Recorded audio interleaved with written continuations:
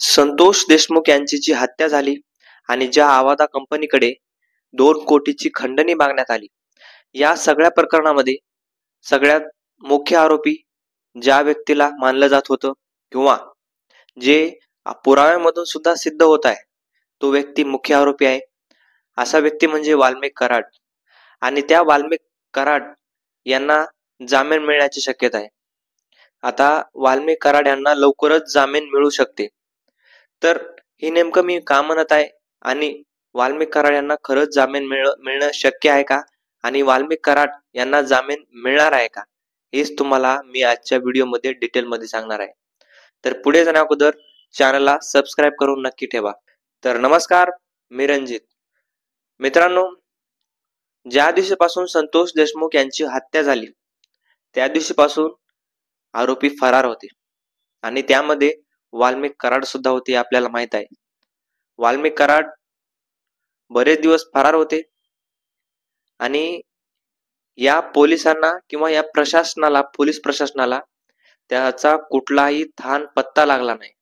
म्हणजे कुठलाही सीसीटीव्ही त्यांच्या समोर आला नाही किंवा कुठलेही सीसीटीव्हीचे फुटेज कुठेही वाल्मिक कराड यांच्या संदर्भामध्ये किंवा आता जे पुढे येत आहेत विष्णू चाटेच्या ऑफिसवर त्यांची मीटिंग झालेली, ते सगळे आरोपी एकत्र दिसत आहेत, असे कुठलेही पुरावे पोलिसांच्या हाती लागले नाहीत. आणि त्यावेळेस वाल्मिक कराड हे सीआयडीला स्वतः शरण आले. आपण पाहिलं, वाल्मिक कराड यांनी एक व्हिडिओ केला आणि तो व्हिडिओ प्रसिद्ध केला. तोपर्यंत सीआयडीला ना पोलिसांना ना एसआयटीला, त्यावेळेस एसआयटी स्थापन सुद्धा झालेली नव्हती, सीआयडीला सुद्धा त्याचा कुठलाही तपास लागलेला नाही की हा व्हिडिओ इथून झालेला आहे किंवा वाल्मिक कराडला आपण वाटात धरू किंवा वाल्मिक कराड जर सीआयडी ऑफिसवर येत आहे तर त्या वाल्मिक कराडला आपण सीआयडी ऑफिस पर्यंत त्याची गाडी न येऊ देता आपण त्याला आधीच पकडलं गेलं पाहिजे, असं सीआयडीनं किंवा पोलिसांनी कुठलाही त्यावेळेस बंदोबस्त लावला नाही. एकतर तो फरार होता इतके दिवस, त्यांना सीआयडीला किंवा पोलिसाला कुठलेही सीसीटीव्ही फुटेज किंवा कुठलीही माहिती वाल्मिक कराड यांच्या संदर्भात मिळाली नव्हती. आणि ज्यावेळेस हा अटक व्हायला आला किंवा ज्यावेळेस हा सरेंडर होणार होता त्यावेळेस सुद्धा कुठंही पोलीस बंदोबस्त आपल्याला दिसला नाही. वाल्मिक कराड आले, गाडीतून उतरले आणि स्वतः पोलिसांनी यायचं सोडून ते स्वतः गाडीतून उतरले, सिंघम सारखी एंट्री मारली आणि मीडिया त्यांच्या समोर, म्हणजे पोलीस लांब राहिले आणि मीडिया त्यांच्या समोर माईक घेऊन, अण्णा तुमच्यावर हे गंभीर आरोप होत आहेत, तुम्हाला तो काय म्हणायचा आहे, अण्णा इतके दिवस तुम्ही कुठं फरार होते, असं ह्या मीडियावाल्याने विचारलं किंवा मीडियावाले हे सगळा प्रसंग असा बघत होते.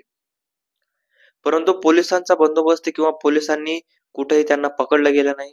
ही पहिली त्यांची व्हीआयपी ट्रीटमेंट होती किंवा पहिला जो फरार होते त्यावेळेस कुठलीही त्यांना माहिती मिळाली नाही पोलिसांना, ही त्यांची पहिली ट्रीटमेंट होती, व्हीआयपी ट्रीटमेंट.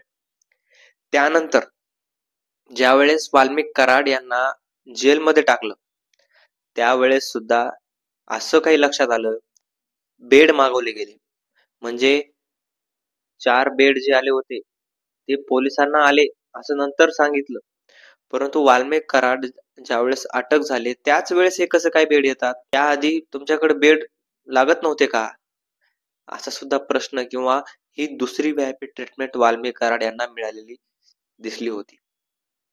त्यानंतर तिसरी म्हणजे ज्यावेळेस वाल्मिक कराड यांना कुठेही घेऊन जायचं असतं, म्हणजे ह्या न्यायालयातून त्या न्यायालयात किंवा पोलीस स्टेशन मध्ये, या पोलीस स्टेशन मधून केसच्या पोलीस स्टेशन मधून बीडच्या पोलीस स्टेशन मध्ये, तर त्यांना कुठेही आपण बघितलं आजपर्यंत जे फुटेज समोर आलेले किंवा आजपर्यंत जी माहिती समोर आलेली आहे त्यांच्या हातामध्ये कुठलीही बेडी नव्हती किंवा कुठेही पोलीस त्यांना धक्काबुक्की करत नव्हते किंवा पोलीस पाठीमागे चालतायत आणि हे जसं आपण फिल्म मध्ये बघतो साऊथच्या फिल्म मध्ये तसं हे समोर चालतात आणि बॉडीगार्ड सारखे पोलीस पाठीमागे चालतात.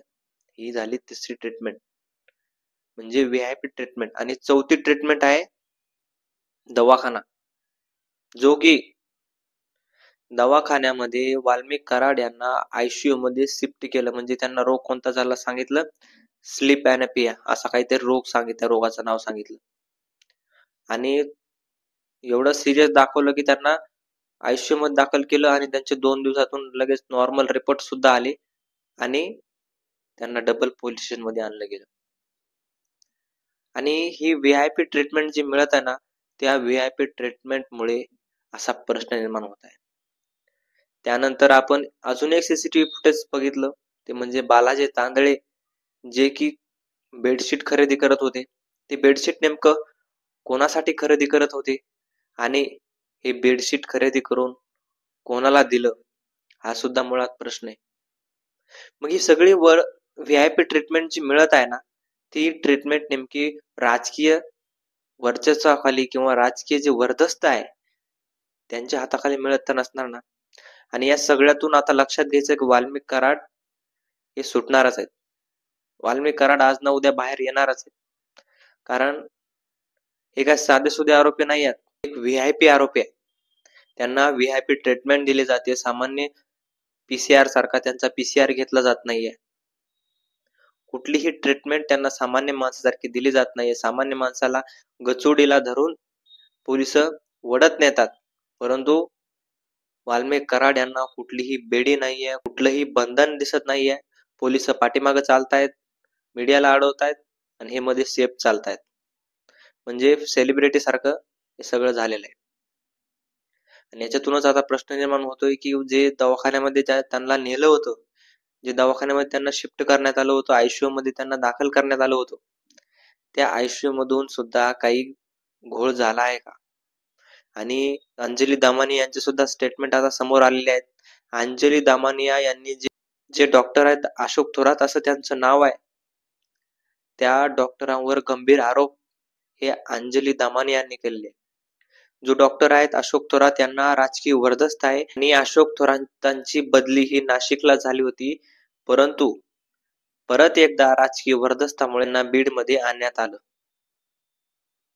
म्हणजे या सगळ्या गोष्टीवरून जर विचार करायचा म्हटलं तर हे सगळे जे पोलीस प्रशासन यंत्रणा ह्या सगळ्या बिकाऊ झाल्यात का? कारण जे VIP ट्रीटमेंट एखाद्या सामान्य माणसाला मिळत नाहीये, पोलीस जसं खाक्या दाखवतात सामान्य माणसाला, ते खाक्या ह्यांच्यापाशी नेमक्या बंद होतात का? आणि पोलिसांची बोलती यांच्या संदर्भात बंद होते का? जे पोलिस त्यांच्या सोबत आढळतात ते पोलिस सुद्धा त्यांच्या संपर्कातले आढळतात. म्हणजे हे सगळं VIP ट्रीटमेंट किंवा VIP वातावरण पाहून आता संतोष अण्णा देशमुख यांना न्याय मिळेल की नाही हाच प्रश्न उद्भवतोय आणि हाच प्रश्न पुढे येतोय की संतोष अण्णा देशमुख यांना न्याय मिळणारच नाही असं वाटतंय. मित्रांनो, तुम्हाला काय वाटतंय? संतोष देशमुख यांना न्याय मिळेल का? जर हा न्याय मिळाला नाही किंवा अशी काही परिस्थिती आली आणि वाल्मिक कराड याला जामीन मंजूर झाली, तर या महाराष्ट्रामध्ये परिस्थिती नेमकी काय होईल? 2-3 दिवसाखाली आपल्या व्हिडिओ खाली एक जणानं कमेंट केली होती आणि त्या कमेंट मध्ये असं सांगितलं होतं की हे जर आरोपी जर सोडून दिले किंवा यांना जर जामीन मंजूर झाला तर लोक या आरोपींना घरी जाऊ देणार नाहीत किंवा रस्त्यातच त्यांना जीवे मारतील. असं सुद्धा परिस्थिती भयानक बीड मध्ये किंवा महाराष्ट्रामध्ये या आरोपींच्या विरोधामध्ये आहे. मित्रांनो, परळीहून सुद्धा बरेचसे आंदोलक जे संतोष अण्णा देशमुख यांना न्याय मिळावा म्हणून त्यांच्या न्याय मोर्चा आक्रोश मोर्चा जो आहे त्या आक्रोश मोर्चामध्ये सामील होत आहेत. मित्रांनो, तुम्हाला काय वाटतं हे मला कमेंट बॉक्स मध्ये नक्की सांगा या संदर्भात आणि VIP ट्रीटमेंट संदर्भात सुद्धा. धन्यवाद.